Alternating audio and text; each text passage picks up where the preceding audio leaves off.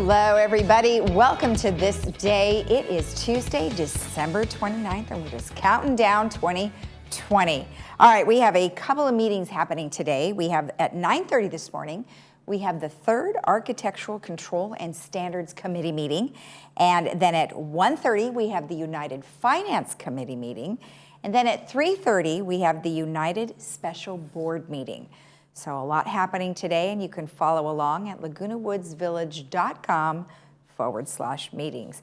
Now on our show today, we have somebody who is very important to Kaiser Permanente, Orange County. He is the Chief of Infectious Diseases, Dr. Salvador Hernandez, and he and I talk a lot about what's been going on at Kaiser Permanente, how they've been handling the patients, and kind of what they foresee is going to be happening with the vaccine. So we'll sit down with him. Now let's go ahead and give you our resources for COVID-19. We have covid19.ca.gov, and that's where you can follow along with the governor. And then we have a new one, which is occovid19.ochealthinfo.com, and that just takes you straight to where you can learn more about the vaccine, the tiers, and how you can receive the vaccine. Now, if you have any questions regarding any of this, you can always call the county hotline at 714-834-2000. And you can always go to our website, which is lagunawoodsvillagealerts.com, and you can email us at info@lagunawoodsvillage.com. All right, the weather, wow, we had a crazy storm come through there, and look what it did to the mountains. It doused it with a little bit of white powder, so nice snow up in Big Bear right now. But we are looking at mostly sunny, and then sunshine tomorrow in the highs of the 64, 65, with the overnights in the 40s. Then we are looking at partly sunny for Thursday, 64, 46, and then a beautiful day for Friday, our New Year day. And Saturday, partly sunny, 65, 49. Now, let's go to our travel slide. If you are going to be traveling to the beaches, 6340, average Mammoth, 3510 with, of course, some snow. Big Bear got doused, but it's not going to be lasting, so it's 3015 for the next couple of days. Palm Springs, 6545. Now, our sunrise this morning was 6:55, and the sunset is going to be 4:52. If you have any photos that you would like to squeeze in for 2020, please email them to us at lagunawoodsvillagetv@gmail.com. All right, when we return, we will have Dr. Salvador Hernandez from KP Orange County, so stay tuned.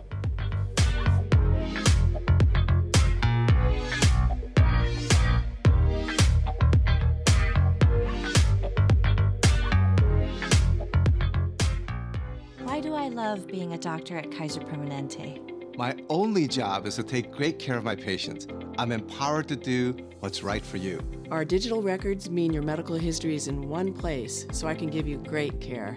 Your primary care doctor, your specialists. It's great. We all work together as one team. Our integrated approach to healthcare helps my patients live longer, healthier lives. I don't just practice here, I'm a patient too. I wouldn't trust my family's healthcare to anyone else.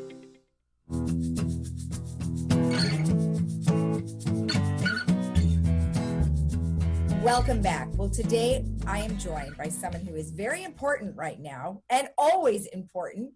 It is Dr. Salvador Hernandez, who is the Chief of Infectious Diseases at Kaiser Permanente, Orange County. Well, Dr. Hernandez, as I said, you are the man of the hour. I mean, this is a very important subject right now, more so than I think any other time. How are you today? Very well, Lisa, and thank you for having me. You're welcome. Thank you for taking the time out of your busy schedule. Let's talk a little bit about you before we begin. The Chief of Infectious Diseases, how did you arrive here? Well, this was right after my fellowship from UCI as an infectious disease fellow. I joined Kaiser. That was 20 years ago. And I've been practicing here in Orange County for the last 20 years and being the Chief of Infectious Disease in the last 3 years. So did you have your hand in the H1N1 as well? Yes, to less extent than, of course, the SARS-CoV-2. Yeah. Right. Okay. So the SARS-CoV-2, you know, we're dealing with something even more infectious than those.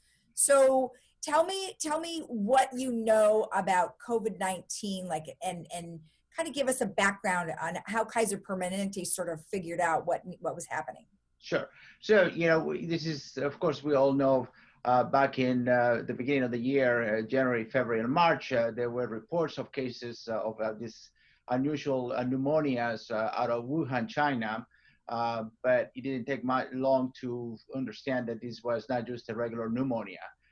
The pneumonias, the patients start appearing in other countries, Europe, and then ultimately in the United States as well. The very first patient here in the United States was in Washington State, in Seattle. I don't know if you remember that. So from mid-March, the WHO declared the SARS, Systemic Acute Inflammatory Response Syndrome, as a pandemic, as a world pandemic. And from then on, we've been dealing with this in a daily basis.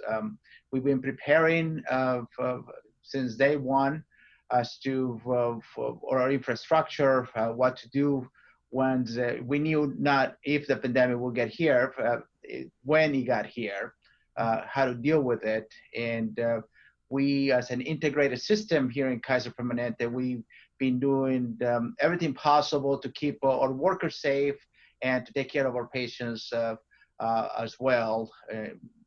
Unfortunately, this virus, we haven't found a good antidote up until now. The medications that we have, that we give to patients once they get into trouble, they do have very limited efficacy, unfortunately. On the bright side, 80% of people who get infected with the virus, they do well. So it's only this 20%, and half of them may just have mild symptoms that may need to be seen by the doctor. And it is that 5% that end up in the hospital, hospitalized, and the small percentage that end up in our ICUs. Those are the ones that really have a hard time. So by the time someone gets into the intensive care unit, the mortality is around 40 to 50%. Yeah, that's kind of what I have been reading. Now, help me understand. So coronavirus, which is what this is, and then it develops into COVID-19, which is the disease, correct? That's correct. So let me give you a little background on the coronaviruses. We, as humans, have coronaviruses and been with coronaviruses for centuries and decades. Those coronaviruses, there is 3 strains of coronavirus that afflict humans, and those are the common seasonal colds that we get, different from influenza. This is not influenza, but the seasonal colds that we suffer, they are part of the coronaviruses.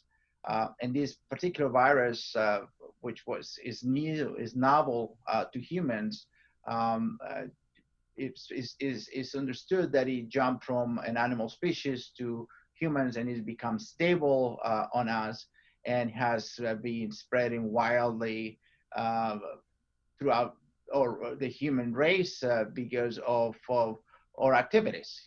We move around a lot, and the virus continues to inflict this infection to new people. Right. Right. Yeah.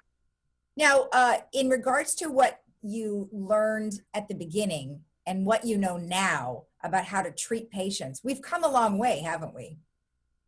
We came a long way, mainly as to when to more or less put patients intubate patients, when to bring them to the hospital, levels of oxygen. There is a type of therapy that we call prone therapy, which means we place the patients face down for 16 hours at a time, and then 8 hours up, and then we turn them back down again. So it's very labor intensive for our ICU nurses and our staff, the respiratory therapists, having to do this kind of therapy. This is mainly on patients that are the sickest, meaning they are either intubated with a ventilator on or close to that. And so we learned those techniques. We learned how to manage how to be safe in the ICU. At the beginning, it was very scary for the nurses, for the respiratory therapists to be in and out of these rooms without knowing exactly how transmissible it was. You may remember there was a lot of problems with the protective equipment for our nurses and the hospital staff. which by now, we're doing better with that. We still have to keep an eye on it, supplies, but supply-wise, we are in a much better position now. So what else have we learned about the virus, how to treat it? There is a whole army of people trying to figure out what may work for this virus. Unfortunately, in my opinion, nothing as up until now, other than steroids, really has proven or shown an efficacy to decrease mortality on these patients. We have one approved antiviral, remdesivir, by the FDA, which we use on everybody, but it seems to work better on mild cases, mild to moderate cases. By the time someone gets into the severe case or the severe status, almost none of that stuff works. So the patients become very labor intensive, very prolonged hospitalizations, which is what is taking the tolls in the hospitals. Yeah. Once they've gotten to a hospitalization, bed, let's just say, and they're progressing towards an ICU, what are some of the severe symptoms that those patients are suffering? So basically, is the level of oxygen requirement continues to gradually go up. So if we have, let me bring you through a little scenario. Somebody comes to the ER, they've been COVID positive for 4 or 5 days. Initially, they were feeling some mild symptoms, body aches, a little headache, not feeling well. But now they're having actually shortness of breath, meaning they walk a short distance and they feel like they're winded. So those patients they're very concerning, because they are going into a phase where the virus itself is not as important anymore, but what's left behind, all this, what we call a hyperinflammatory state, seems to be developing. On those patients, their saturations, the oxygen in the blood, which is typically over 94% to be a normal, they may be 92 to 94% by the time they get to the emergency department. We give them some oxygen and the oxygen goes up to a normal level, 97, 98. Well, you find that 4 or 5 hours later, you had to increase that oxygen level. So you go from 2, 4, 5 liters, 6 liters. And by the next day, they may require now what we call high flow. So this is very high, 15 liters of oxygen being pushed through a pressurized machine into their nose. Not very comfortable, but that is just for us to keep their saturations at a normal level. So once they go beyond that state, they need to require to be intubated. So sometimes these steps can happen, in a short time, 1 or 2 days. Sometimes it takes a little longer. And a lot of the patients will turn around. They may require high flow oxygen for a couple of days, and then their oxygen requirement starts going down. So that's why, we just don't know a lot of times which way these patients are going to go. They're going to get better, or they're going to actually continue to deteriorate and end up in a ventilator. Right. And it would seem that the more we talk about the patient, kind of the makeup of the patient, that those who may have COPD or have some other ailment, it affects them much worse than it would someone who didn't have those things. And that's correct. And I'll tell you my own observations, and there's data, national data and worldwide data, that one of the main risk factors for someone not doing well with this disease is obesity. So obesity is a big player. Of course, age is another factor. Diabetes, hypertension, other comorbidities, COPD, it's asthma, etc. But it seems to me, at least from my observation from the hundreds of patients that we've seen in the hospital, is that whenever we have someone who's not doing well, who ends up in our ICU, ventilated, or unfortunately also, dying, they're typically obese. And I'm talking about BMIs over 35, close to 40. So the higher your BMI is, the higher the risk of death is. Right. Now, let's talk about some things that people can do. Now, obviously, exercise would be a very key thing here, and also keeping your immune system good, correct? That's correct. So what can we do in order to stay healthy in this time of the pandemic? By far and by most, don't get the virus. And what can you do for not to get the virus is, if you hear this day in, day out from different venues, wear a mask, don't be in any social gatherings with people outside of your household that you live daily, frequent hand washing, be cognizant of your surroundings, and be aware that you may get the virus, okay? No one is immune. For the young people, they seem to do better, but they will pass it on to somebody else. So even though they get the virus and they feel ill for 2 or 3 days and they shake it off, if they pass it on to their grandparents or their parents or their aunts or uncles, they may not do so well. And that's what we see. We see in a lot of the patients, they end up in the ICU. How do they get the virus? From family members. Wow. So this is the way to care for each other. You know, it's not just taking care of yourself, but you got to take care of somebody else in your family. And frequently, it is actually your family who ends up suffering. It's not the neighbor, it's not somebody else, it's your family. Right. We've heard many stories of family members, multiple family members getting and then unfortunately dying. Tell me a little bit about the testing that's going on right now. I mean, I don't think we have the antibody testing available yet. We just have regular testing. Right. So we do have the antibody test, but you know, it doesn't really, you know, help us a whole lot. It's a good test for epidemiological purposes. If you want to know what the incidence or the background incidence of this infection is in a community, but right now we know is widespread. So you know, the antibody testing becomes sort of secondary. So I had some numbers here about the number of tests in the United States. It's something like 91 million tests we have done since the beginning of the pandemic throughout the United States. So it's a lot of testing, but you still see those very long lines of people wanting to be tested. A lot of people who are asymptomatic want to be tested, and I would put my word to encourage people that if you're having no symptoms and just because you want to travel or be with somebody, that maybe, you know, consider leaving your space for somebody who's symptomatic. We try to keep up with the daily testing here in Kaiser Permanente. We have increased our testing capacity, you know, to an incredible number of tests per day.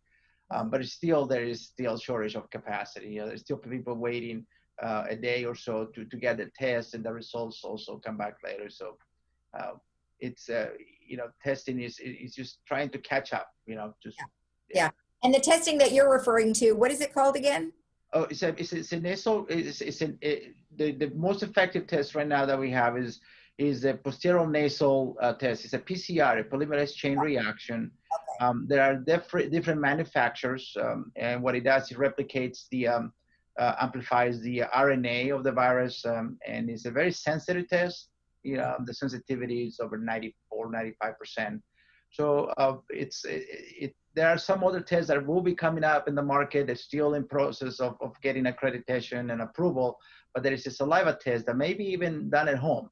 So people at home may be able to swab the inside of their mouth and send that without a doctor's office, etc.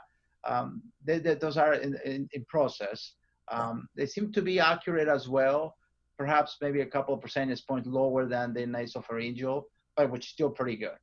Well, yes, I think people would certainly appreciate only spitting into something than having that cotton swab stuck up their nose, because I hear it's painful sometimes. Yeah, it's uncomfortable. It can be uncomfortable. Now we are learning that maybe pushing it all the way down to the back is not as important. Maybe going in for an inch, inch and a half into the nostril, that might be enough as well. So it's becoming less of an irritating procedure to people. Yeah. Oh, well, that's good. That's good to hear. And then, of course, like you mentioned, the saliva test is available now through Orange County Health, and I'm sure people will be getting that as well. Let's talk about the vaccines. I know that Kaiser Permanente Orange County has received vaccines to help with your staff. Tell me how that's going. Okay, so very well. We are very actively involved with the vaccine. We were part of the Pfizer vaccine study here at Kaiser, not in Orange County, but in LA. And so there are two approved vaccines by the FDA. Everybody has heard about them. Pfizer is the first vaccine about 2 2.5 weeks ago, got approved by the FDA as an emergency utilization. And the second vaccine last week, Friday, Moderna also was approved. Right. So we have had already deliveries of the Pfizer vaccine here in Orange County, Kaiser, as well as other Kaisers throughout Southern California and other agencies, of course. So the way to vaccinate, imagine how do you vaccinate 340 million people quickly in this country and 7.2 billion people in the world.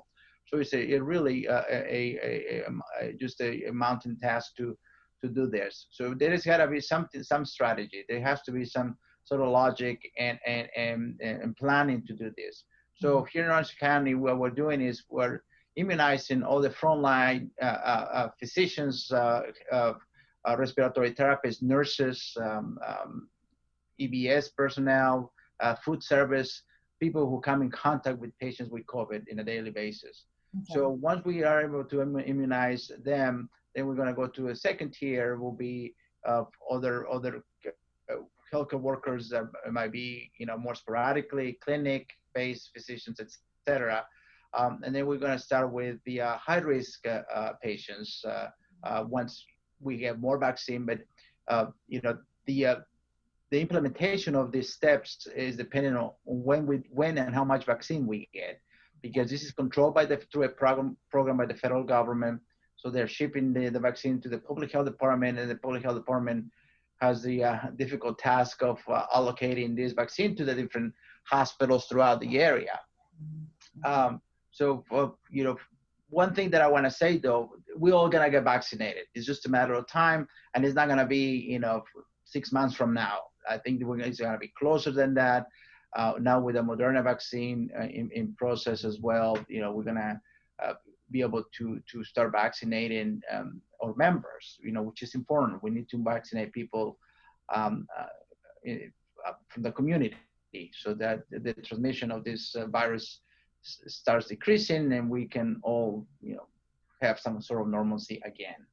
Yeah. Exactly, and our residents are of that age of high risk, and they're concerned because they would love to get it right now, but we know that that's not capable, something that's offered to them at this time, because like you mentioned, it's a process to get these vaccinations, bottled and shipped and delivered and distributed. I mean, it's a huge process. And I was watching an interview where they had UPS and FedEx and all the different, factors of what went into it. And it was quite an undertaking. So I'm glad that you guys got at least something to start with. Yes, we got something to start with. And certainly, as more vaccine becomes available, we will start sending it out to our senior members, of course. It's not easy, it's not easy we wish we could give it to everybody. But we want to reassure our members that they will get the vaccine. Everybody's going to be able to get the vaccine. All right, excellent. So in closing, maybe you can help me just kind of remind people what they should be doing, and also not to be afraid to go to the hospital because of this, because we have people who are suffering from other things, and I think they're scared to death. That's correct, Lisa. Well, thank you for bringing that up. That point of people being concerned about coming to the hospital, which is understandable. However, in the hospital, the transmission of this virus in the hospital is probably much lower than the community. We really don't have much transmission among the healthcare workers ourselves here. So it is safe for people to come to the hospital. And the bottom line is that we do see an increase in disease processes that could benefit from being seen earlier. So it is not a wise decision to stay and not mention this to your doctors or call your doctors because you're afraid that they may recommend that you come to the hospital. The ERs are definitely tremendously impacted. The bed situation in every hospital in Orange County is very critical right now. But even then, if you are having chest pain or some other, ailment, you should contact your physicians to let them know what you're feeling, and your physician will have some advice for you, whether you may need to come to the hospital or not. So yeah, you don't want to put yourself at risk by just not mentioning what you're feeling is because of your concern about, getting the virus here in the hospital. Right, and they also shouldn't be afraid to call 911 as well, because they still are operating, they still can help them. Correct. That's correct. Yes, that fortunately, those the true emergency services, they're still functioning. We're all impacted, that's for sure. But we still, up until now, hopefully we can continue to provide the service. I mean, if the pandemic was to continue to grow and really get even more out of hand than what it has been, at that point, maybe those services could be impacted, but we just don't know. And we're trying our best for that not to happen.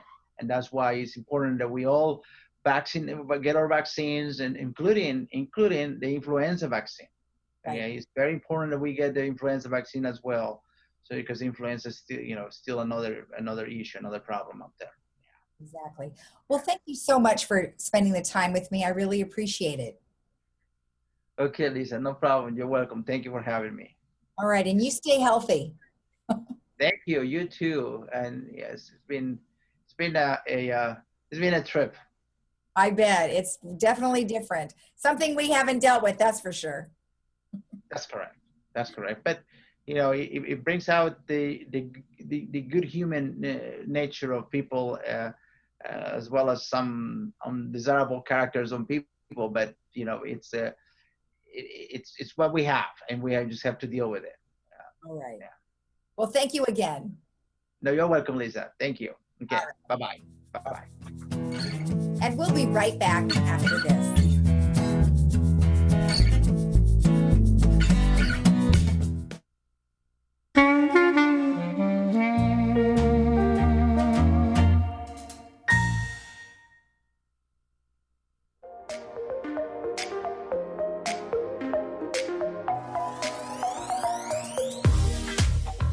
Welcome back. Well, that is some great information by Dr. Hernandez.